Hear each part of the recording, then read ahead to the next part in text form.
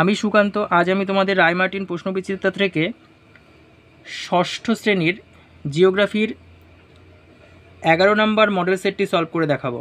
Second unit test 11 নম্বর model set. দেখো, 1 নম্বর, ক্ষুদ্রতম মহাদেশটি হলো ওশিয়ানিয়া।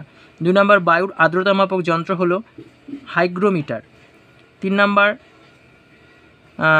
পশ্চিমী ঝঞ্ঝার প্রভাব দেখা যায় 2 নম্বর শীতকালে।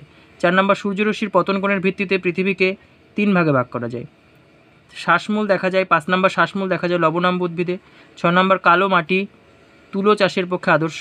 7 নম্বর, গির জাতীয় উদ্যান, এটা সিংহের জন্য বিখ্যাত। আচ্ছা, তারপরে 8 নম্বর, নবীন পলিমাটিকে বলা হয় খাদার। তারপরে দেখো 2-1 নম্বর, বিশ্ব বন দিবস পালিত হয় 21শে মার্চ তারিখ।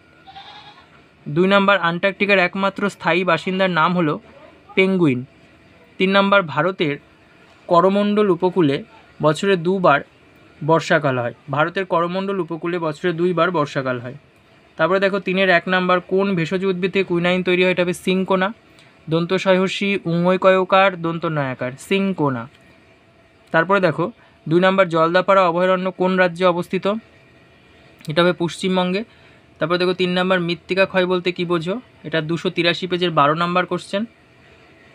283 পেজের 12 নম্বর কোশ্চেন।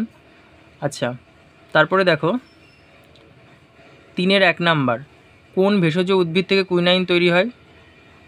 না, এটা তো বললাম।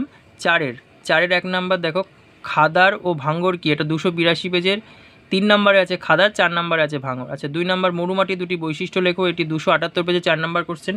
3 নম্বর, হিমমণ্ডল কাকে বলে? 169 পেজ, রায়মার্টিন সহায়িকা বই। 5-এরগুলো দেখো, আবহাওয়ার পূর্বাভাস বলতে কী বোঝো? এটা 184 পেজে 33 নম্বর কোশ্চেন।